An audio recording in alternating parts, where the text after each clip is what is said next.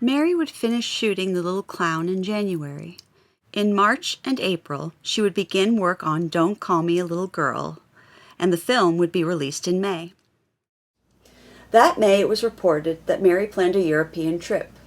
She would leave Los Angeles and board the Olympic in New York in June. She planned to visit London, Paris, Venice, Naples, Florence, Rome, and the Riviera. She would be accompanied by her mother and sister. This would be the first time in 5 years Mary would have a whole summer's vacation, instead of a 10 days or 2-week getaway between pictures. Instead of lying around and eating boxes of candy, she would sightsee and study.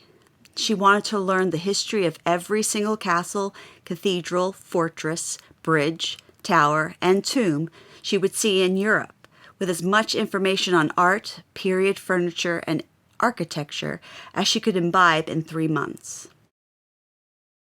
Mary would tell reporters, "All my life I have loved travel, but all my life I have been so busy that there was little chance for me to do it. Of course, I have traveled all over the United States in the course of my stage tours when I was a child actress. And since I've been in pictures, I have crossed the country several times. But those were all more or less hurry trips." The family would leave on May 26 for New York, but before leaving California, the officials of the Chamber of Commerce would give Mary a formal farewell. The Chamber of Commerce was the largest commercial organization in the United States. They would give Mary letters to foreign counsel and 100 artificial poppies that were the California flower, to be presented to the 100 distinguished dignitaries she met while abroad. She left on the Olympic on June 4th. Taylor would also be sailing to Europe that June. His purpose was to visit France and Germany to study the film situation there. He would also visit England and then return to America near the end of July. Mary's film, Moonlight and Honeysuckle, would be released in July. While abroad, there were reports that Mary was engaged to an Orville Erringer of Portland, Oregon. This would be a very interesting twist of events, since she had signed a contract with Zucker, stating clearly that she was to not accept any marriage proposals while working for famous players Lasky. Finally, a denial came from the Minters camp. Her grandmother would deny that there was any romance or engagement. On August 2nd, Mary was said to be cutting her trip short and would return to Los Angeles in the middle of the month and immediately start work on her next film, Tilly. On returning home, Mary would deny any engagement, and she said she was more interested in her books and an offer to go on the legitimate stage than the affairs of the heart. She had been reported to be engaged to a few other suitors: a Frenchman, a Chicago society man, a commander in the American Navy, and a poet. Mary said, "I thought it was droll at first, but it was becoming embarrassing. Indeed, I am not engaged at all." Besides bringing home a wardrobe and such from her travels, she purchased a bronze door in Florence, Italy, which was supposedly hundreds of years old and weighed about a ton. This door was for her new house she was planning to build in Laughlin Park. The plans had already been drawn up, and it was to be a show residence. It was also to be Mary's first home. In September, her film, Her Winning Way, would be released. At the end of the month, Mary would be scheduled to appear in police court to answer to 4 charges against her for violations of the state motor vehicle law. 2 charges were for speeding, and the other 2 were for failing to have an operator's license in her possession.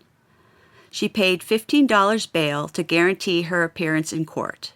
She would forfeit her bail rather than have to stand trial. In October, American film companies' appeal to the ruling they had received the past year in paying Mary $4,000 in back pay began. During this, the company would reveal more grievances they had with Mary. Mary's lawyers would argue that the judgment of the lower court should be upheld. American Film Companies Council would give detailed accounts as to why Mary was docked in pay. She was docked $187.50 when she washed her hair the night before, and it wouldn't photograph that day as it did the day before. The company had hired all the available hairdressers to comb Mary's hair without the results needed for the shoot. She had been docked still more when she had a toothache and her face swelled up. More pay would be withheld when she laughed into the lens of a camera when the director had told her to cry. She was docked pay when she failed to appear on time when she was told to do so. Mary was just altogether too temperamental. January of 1922 started off with the news of Mary's betrothal to a Mr. Thomas Dixon, a Yale graduate and son of the million-dollar pencil maker, Mr. Joseph Dixon. Rumors said that they had become engaged at a Christmas party, and then word got out. Many wondered if Mary would give up her film career to become a homemaker. It was also rumored that when Charlotte found out, she raced back to the Pacific coast, worried that these rumors were true. A couple of days after this news came out, the truth finally did surface. Mary denied the engagement. She said of the engagement rumors, "Absolutely untrue and unfounded. People are continually announcing engagements for me that I know nothing about. Tommy and I are just good friends." With false engagements being settled, there was another situation involving Mary that was to be settled as well. A judge awarded Mary $4,000 plus interest and costs in her suit against American Film Company for cutting her salary when she was unable to work because of dental engagements and for shampooing her hair, making filming halt. The month of February came, and it would mark Mary and her family with suspicion and infamy that would haunt them all till their dying days.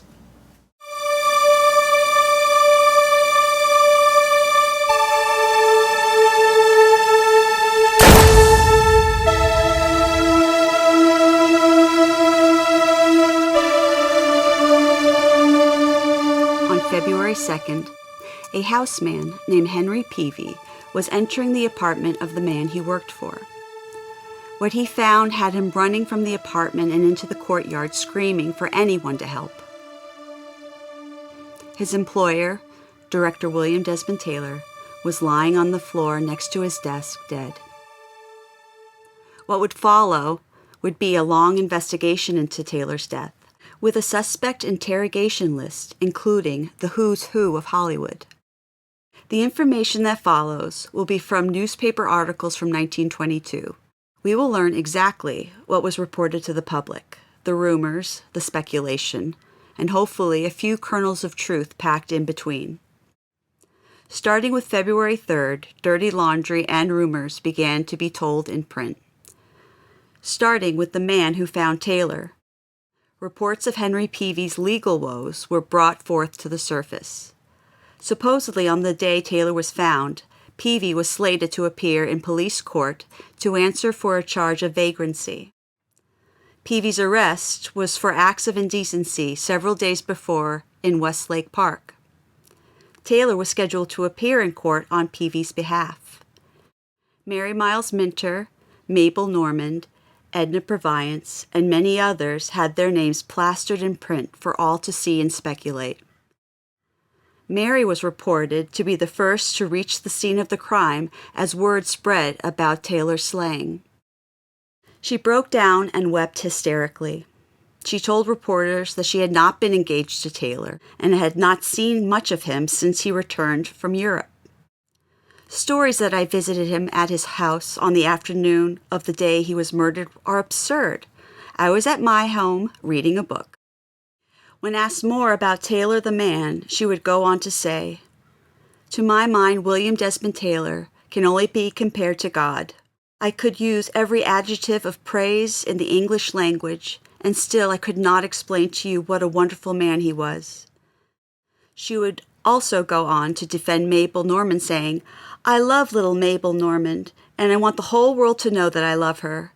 I love her for her sterling qualities and for herself. All the picture people do." Also on this day, detectives were issuing subpoenas for people who may possibly have witnessed something the night of the murder. This list of names included Mabel Normand, the last person to see Taylor alive, Henry Peavy, Taylor's houseman, William Davis, Normand's chauffeur who drove her to Taylor's house, Mr. and Mrs. Douglas McLean, an actor who lived close by to Taylor and reportedly heard the shot of the murderer, Edna Purviance, who was Taylor's neighbor and was calling studios and others informing them of Taylor's death, Mary Miles Minter, who had been rumored to be Taylor's fiancée, Mrs. C. F. Reddick, a neighbor, Julia Crawford, a scenario writer and friend, and Charles Eaton, studio manager of famous players Lasky. Police believe that they had a description of the killer, who Mrs. McLean saw leaving Taylor's residence moments after the shot was heard. It was a man or a woman dressed as a man, 5 feet 10 inches, 65 pounds, fairly well dressed, light hat or cap, a tan vest, and a muffler. Besides the description, police believe the motive of the killing was jealousy, and that they were looking for a man who had expressed deep-rooted hatred for Taylor because of his attentions to a woman. Robbery as a motive was ruled out because nothing seems to have been stolen from the house. Not even the money and valuables on Taylor's person had been touched. The next revelation to come out in the papers was Taylor's previous life, which included a wife and child. It seems he held many secrets, and his friends were completely shocked. Even Mary had said that she didn't believe that he could have a child, because he would have told her. The only one who may have known these facts about Taylor's wife was Edward Sands, but he had vanished. Finally, Mary was questioned by detectives. The officers revealed that after a long session, they uncovered no important new facts during the coroner's inquest on February 4th. Mabel Normand, Henry Peavy, Dr. A. F. Wagner, Detective T. H. Ziegler, and Charles Eaton were all questioned. Mary did not attend that inquest. Reported on February 7th, while the police were examining personal effects belonging to Taylor, a scented note fell out of one of Taylor's books. The note was on butterfly monogram stationery belonging to Mary. The note read, "I love you, love you, XXX, capital X, yours always, Mary." The last X being much larger than the other 3. Mary did not deny that it was from her. She said, "I did love William Desmond Taylor. I loved him deeply and tenderly, with all the admiration and respect a girl gives to a man with the poise and culture of Mr. Taylor." There were 2 other letters found written in a well-known schoolgirl code of straight lines and dots. One of the letters was deciphered and read, "I love you, oh, I live you. I had to come down because Mama remarked that I always seemed rather happy after being out with you. So here I am, camouflage. Furthermore, I am feeling unusually fine, more camouflage. I will see you later. God love you as I do."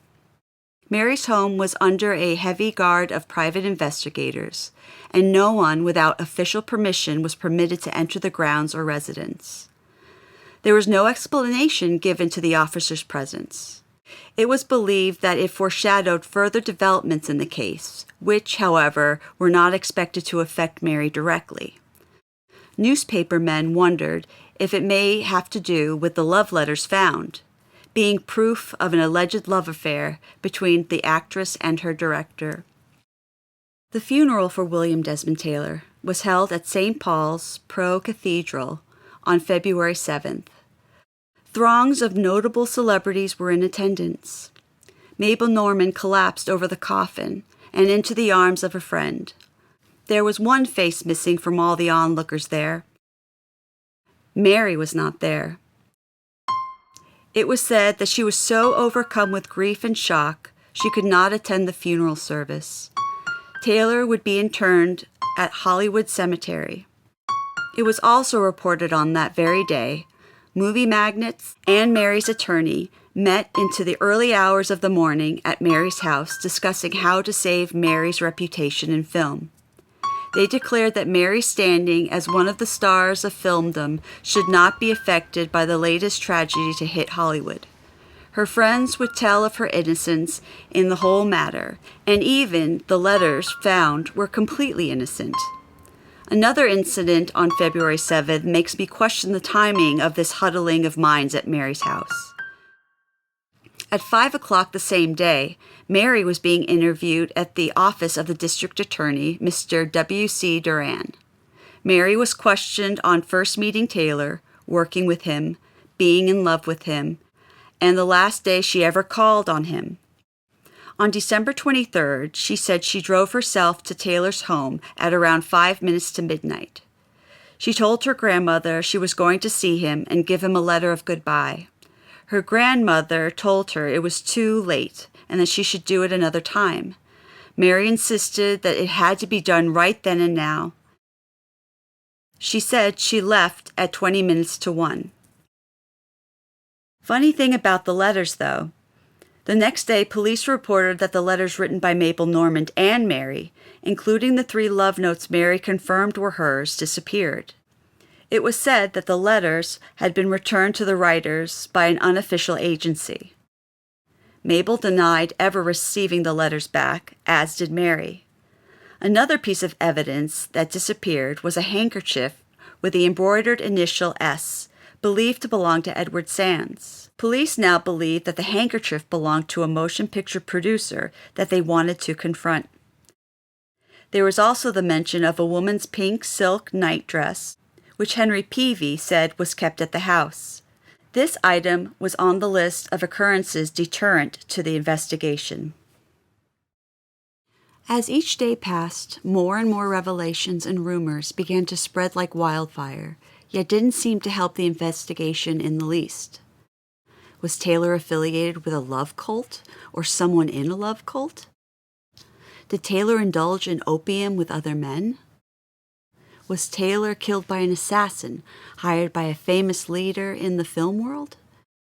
Did the district attorney have in his possession letters written by Mabel Normand that were found tucked away in an old shoe found in Taylor's closet? Was there another handkerchief with MMM initialed on it? The district attorney's investigation had the names of Mabel Normand, Mary Miles Minter, Neva Gerber, Claire Windsor, Mr. and Mrs. Douglas McLean, Howard Fellows, and Henry Peavy that would need to be questioned again. Mary remained in seclusion during this time, but her actual whereabouts at the time of the funeral had been confirmed. As the funeral for Taylor was commencing, Mary was actually being questioned by the district attorney. Her attorney would not discuss the visit, but would say, "I can only say that Mary Miles Minter is cooperating with the officials and is willing and ready to cooperate fully with them." On February 13th, Mary released a statement through the offices of her attorneys. "There is no personal or financial sacrifice that I would not gladly make to bring the slayer of William Desmond Taylor to justice. Mr. Taylor was one of my best friends. His death was a great shock to me. I met Mr. Taylor the first time in 1919 when he became my director. I was then 17 years old, and his inspiration, his unfailing courtesy and consideration, not only to me, but to all with whom he had contact with, immediately won my highest admiration. From 1919 until the day of his death, Mr. Taylor was to me the symbol of honor and the manliness and inspiration, friend, guide, and counselor, the symbol of that which a girl admired in a man. His friendship was uplifting, and his advice and aid were invaluable. I have told authorities all that I know both of his life here and in the East. That, I fear, has been little aid to them. I cannot conceive the character of the person who would voluntarily wrong Mr. Taylor or cause his death." On the same day of this statement, a theater in Saratoga, New York, canceled pictures featuring Mary Miles Minter and Mabel Normand. Unfortunately, this would not be an isolated incident. As each day passed, more and more cities would drop their films. In Albany, New York, during a convention of the motion picture theater owners, were discussing the Taylor murder case, and were surprised to receive a telegram from Mary Miles Minter herself. It read, "The many wicked and misleading stories in connection with the Taylor case will be proved false. Public opinion is already turning, and several newspapers are calling for fair play from the public." Though there was sympathy for Mary, the New York Motion Picture Theaters Owners Association had now written a morality clause into its constitution. As a result of the Arbuckle and Taylor cases, the publicity accorded to the motion picture business through the scandal now becoming public property, the theater managers refused to exhibit the films featuring any person guiltily involved in any immoral, indecent, or notorious affairs, or whose chief bid for fame is notoriety. Following the decision, the association gave Mary a note of confidence and sent her a telegram expressing their sympathy for her. Though she may have her filmdom friends, and some of the public rooting for her and her movies were still being shown in theaters, there were many who weren't as kind to her or her situation. As an example, in the National Hotel Reporter, this was written about Mary. "Mary Miles Minter has said the public and newspapers must not say horrible things about the rollicking people in Movieland. Mary, dearie, pardon us, but there's a lot of us who feel that all we want from you right now is silence, and darn little of that." As February was drawing to a close, it seemed that every important clue that had come up, there had been more blunders with the case. Such blunders beginning from day one with the doctor who viewed the murdered man's body in his home and stated that he had died of a stomach ailment, not bothering to check the body or notice a pool of blood underneath him. A startling news item said that a detective working on the case employed a big moving picture man to gum up the situation by not actually helping to find the slayer, but to protect certain interests from becoming involved. In the same article it said, "All through the 18 days of feverish efforts at clearing up the mystery, there has been a sense of forceful opposition, an uncanny, checkmating, hiding, shielding influence. The movie interests, it appears, fear what may come out of the investigation." Entering the month of March, the news articles I came across were more about her films that were in the theater. Though some theaters still barred her movies, a lot of cities around the U.S. were still happy to show her films. On March 15th, Mary and her grandmother sailed on the Matson liner, the Wilhelmina, en route to Honolulu, Hawaii, for some rest due to all the nervous strain she had undergone due to her connection with the Taylor case. The passenger list had her listed under the name Miss Shelby, and she was recognized, but she refused to talk about the Taylor scandal. She would remain in Hawaii until the 21st of April. She would cablegram her mother, saying she was having a wonderfully good time and is returning refreshed and ready to resume work in front of the camera. Mary would start filming The Cowboy and the Lady. She would shoot the interiors at Lasky Studios in Los Angeles and the exteriors in Jackson, Wyoming. When the ship docked in San Francisco, the once relaxed Mary found herself once again in trouble. This time she was served a summons from the Hill Tollerton print rooms in Los Angeles. In November of 1921, Mary attended an exhibit at the print rooms and purchased 2 etchings and 1 painting, totaling $2,400. Well, Mary forgot to pay the bill, apparently. When she found out about the non-payment for the works of art, she appeared shocked and said she would speak to her secretary at once. The Taylor case by this time had cooled, though officials were still at work on it. According to an article from May 19th, there were 3 theories of the crime. First, that Taylor was killed by an unidentified soldier of his overseas command because of some wartime altercation. Second, that Edward Sands, who was accused of twice robbing his employer and by some investigators believed to be responsible for Taylor, can reveal the murderer's identity. Third, that a woman relative of one of the director's girlfriends, misinterpreting their friendship, killed Taylor with the idea that she was protecting the girl. The first and third theories were being exploited by several detectives, as well as the district attorney. The second has been firmly held from the beginning. Focus on Mary's career in films was now on course, and the news of her film South of Suva and her role were being discussed.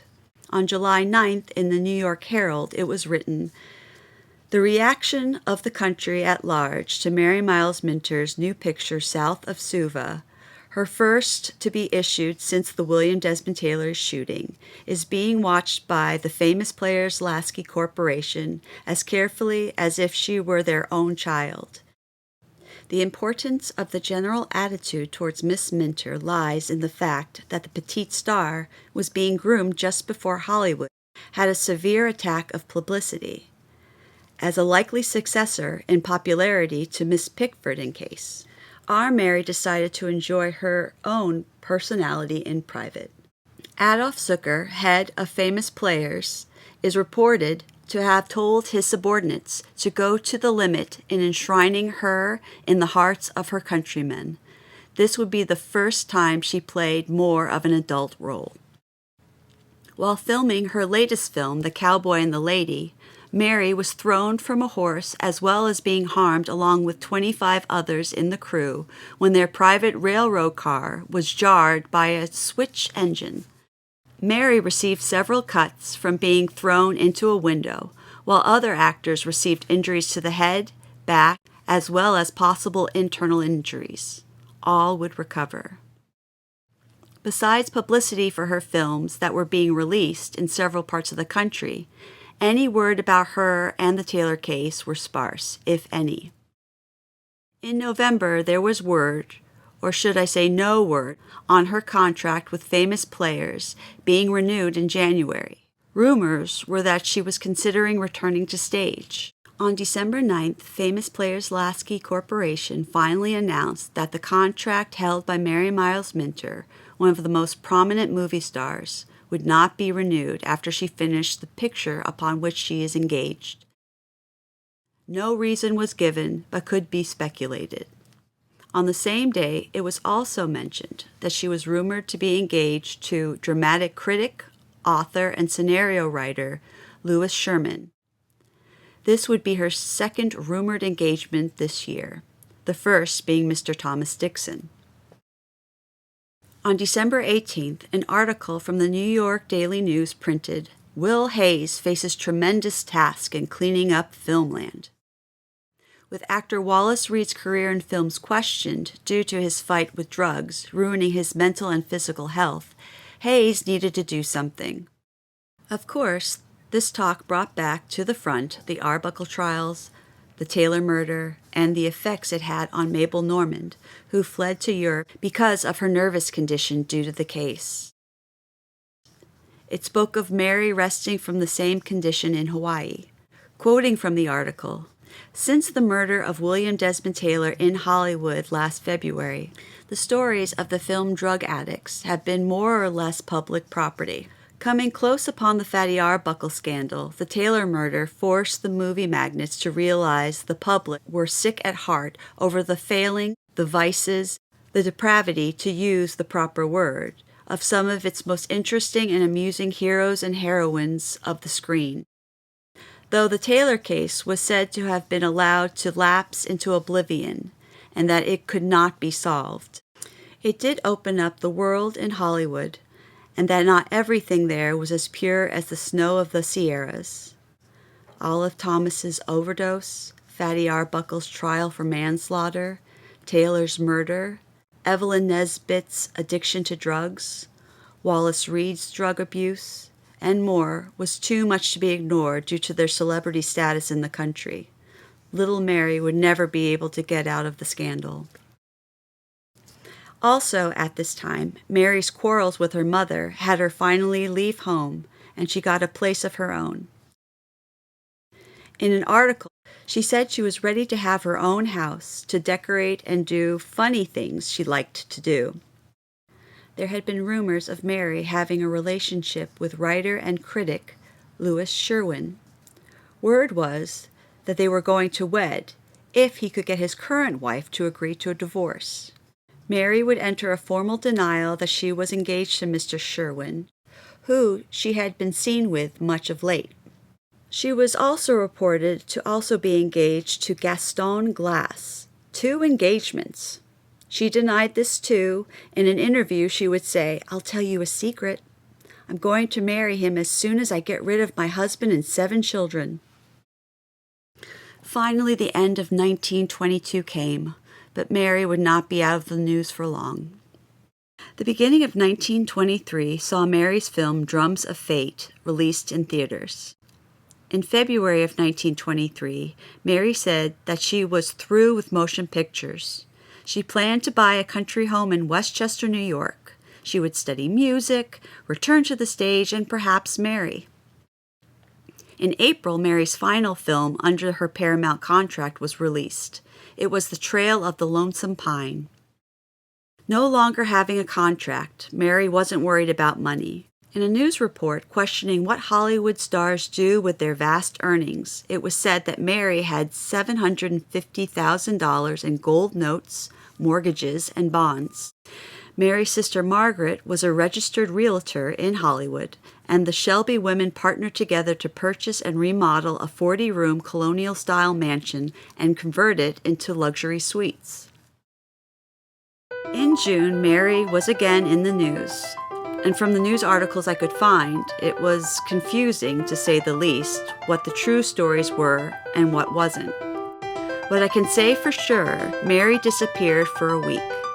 June 28th, the reports began that family and friends had not seen or heard from her since June 17th. It was also reported that she gave up her apartment in the Hollywood Hilltop home.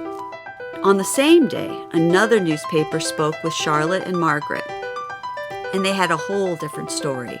Charlotte said that she had heard from her daughter and knew where she was. Margaret then went on to say that the 3 of them had planned a trip around the world, but it was canceled when Charlotte became ill. Mary had indeed left her apartment, but Margaret said that the lease had expired. The following day, news reports stated that mother and sister were anxious to hear from her, but were not unduly concerned over her absence. This same article stated that a heavily veiled woman, believed to be Mary, was seen boarding a steamship which was heading to the Orient. Rumors swirled that she was getting married, or possibly was married and was on her honeymoon. The complete opposite was declared by another paper, saying that her disappearance was a result of arguments with her mother over Mary's earnings and her refusal to move back home. This refusal reportedly aggravated Charlotte's physical condition. Mary's disappearance was first noticed by the physician who was seeing her due to her increased weight after her contract with famous Players Lasky expired months ago. Another reported that she was at a sanitarium in Pasadena taking a rest cure for her nerves, according to her grandmother. Her grandmother said, "Mary will make her home with her mother soon, but there are carpenters and workmen hammering on the building next to her mother's house, and the noise is irritating Mary's nerves." Lastly, another paper reported that Mary was amused by the circulating reports of her vanishing.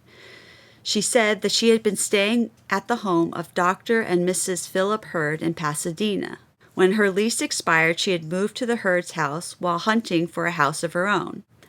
There were rumors that also at the Hurd's residence was Max Baer, a writer, architect, and well-known golf player who was staying at the house as a house guest. Was there a romance brewing between the two? Louis Sherwin, an avowed devotee of Mary, was 3,000 miles away in New York. The next 2 days reported the same stories, but on August 1st, Mary was found spending a little holiday in Winnipeg Beach in Canada under an assumed name of Miss Pauline Sheridan. What the true story of her disappearance was is unclear, and maybe with some more investigation we could cross out the theories one at a time. But the news does not stop, not even for Mary. August 9th brought more drama to the table. Charlotte Shelby underwent surgery at Good Samaritan Hospital for abscesses of the liver and dangerous intestinal trouble. There were questions whether Charlotte would survive, especially due to the nervous strain she had been under as of late.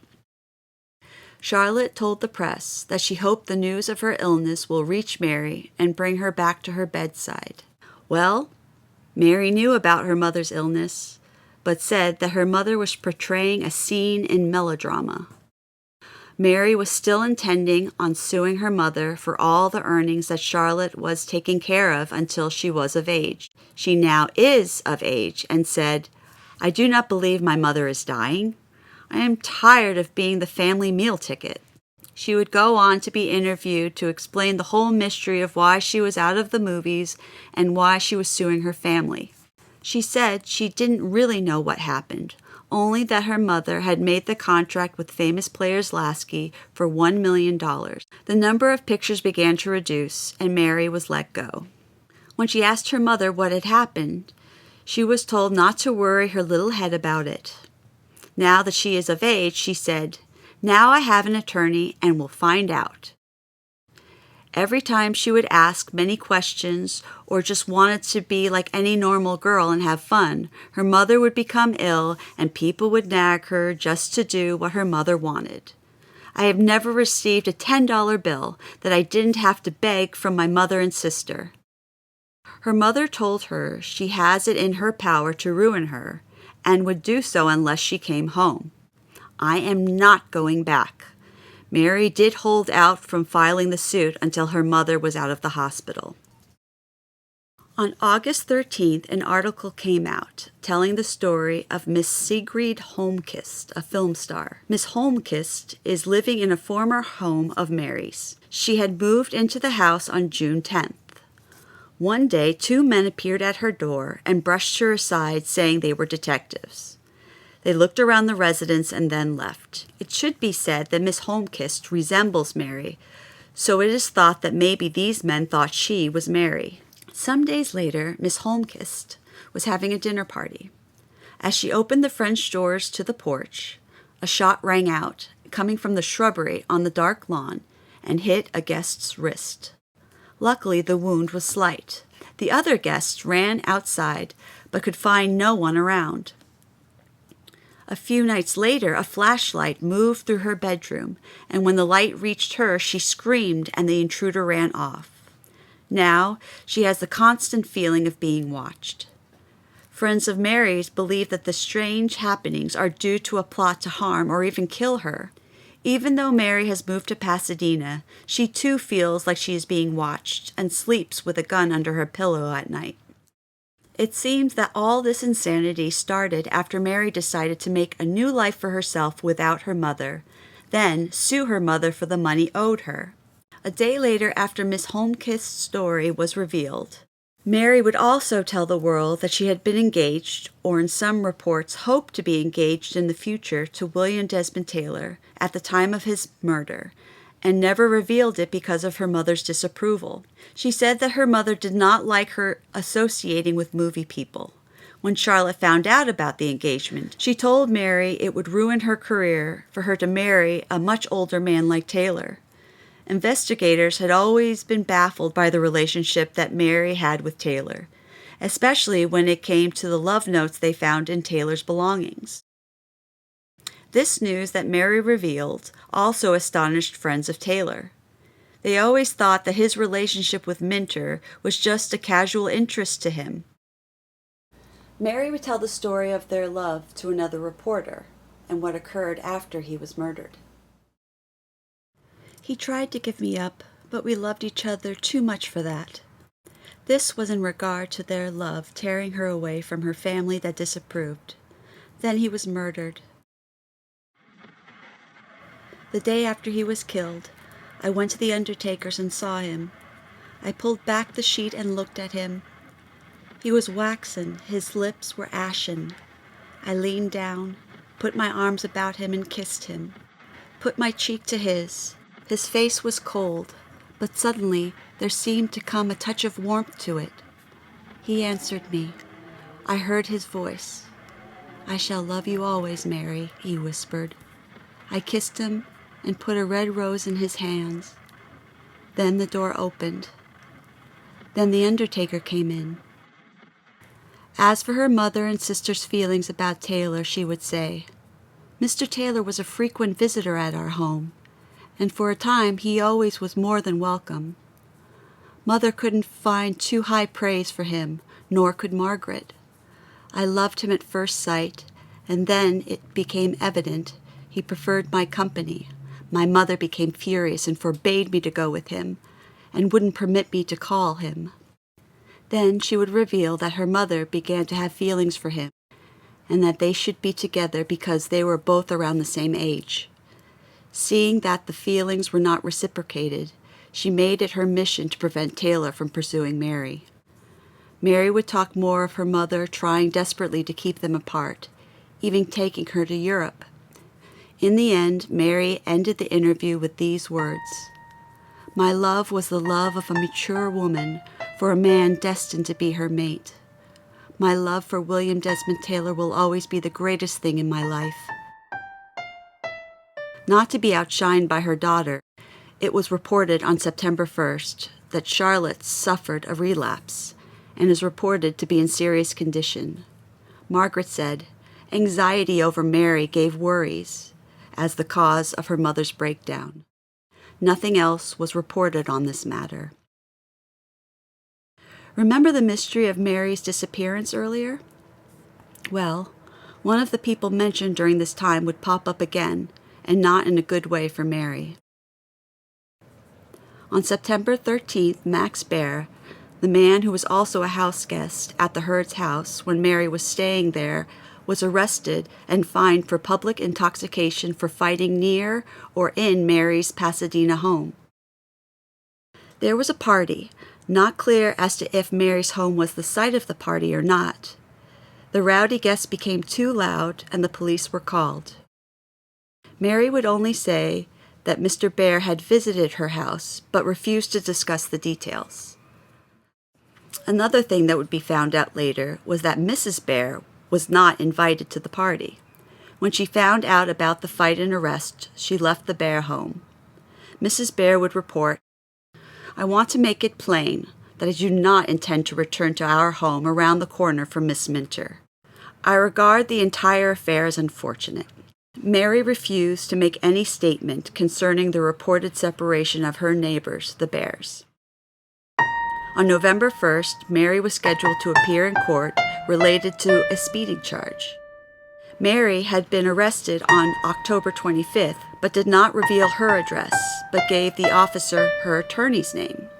Mary did not appear in court, but her attorney did, and Mary was fined $25. Also in November, papers reported that Mary would soon be offered a settlement of $200,000 for the money she was suing her mother over. In December, it was rumored that Mary was now living as a recluse while deciding whether to take the settlement.